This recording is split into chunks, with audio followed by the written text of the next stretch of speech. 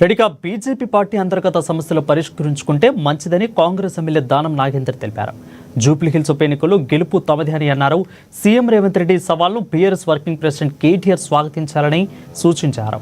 ఇక సికింద్రాబాద్కు బీఆర్ఎస్ కేంద్ర మంత్రి కిషన్ రెడ్డి ఏం చేశాడో చెప్పాలి అని ప్రశ్నించారు.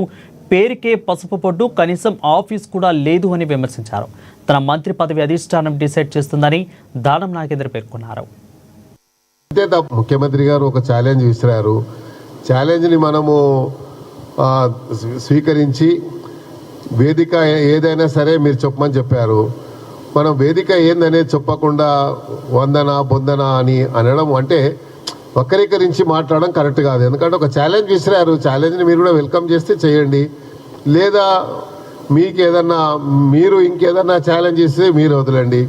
అంతే తప్ప మనము వక్రీకరించి మాట్లాడడం వల్ల వచ్చేది ఏముండదు. కాబట్టి దయచేసి అలాంటి దాన్ని ప్రోత్సహించదని నేను భావిస్తాను. ముందు ఆయనని రాజీనామా అయితే చేయమని చెప్పండి.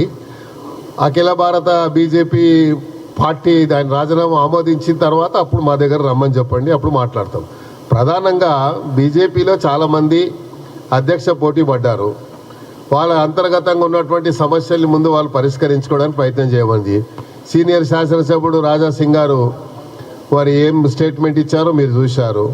అదేవిధంగా అక్కడ ఈటెల రాజేందర్ గారు ప్రయత్నం చేశారు, అరవింద్ గారు ప్రయత్నం చేశారు, ఇంకా బీసీ నాయకులు చాలామంది ప్రయత్నం చేశారు.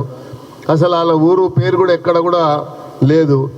కానీ ఈయనకు వచ్చిన దాన్ని మేము బాధపడతలేము, లేకుంటే ఎందుకు ఇచ్చిరని మేము అడుగుతలేము. ఎందుకంటే వాళ్ళ పార్టీ యొక్క అంతర్గత విషయం కాబట్టి వాళ్ళ పార్టీ నిర్ణయాన్ని ఆ పార్టీ నిర్ణయం తీసుకుంది, చేసింది. కానీ ఈయన ఛాలెంజ్ ఇస్తుడు ఏంది కొత్తగా? ఈయన ఛాలెంజ్ చేసే ముందు ఏం చేయాలంటే ముందు పార్టీ నుంచి అక్కడ పర్మిషన్ తీసుకొని రావాలి. వచ్చి ఇట్లా నేను రిజైన్ చేస్తున్నాను, మీరు ఎవరికైనా బీసీకి ఇవ్వండి అని మీరు బీసీకి ఇచ్చిన తర్వాత అప్పుడు ఛాలెంజ్ ఇస్తుంటే దాని.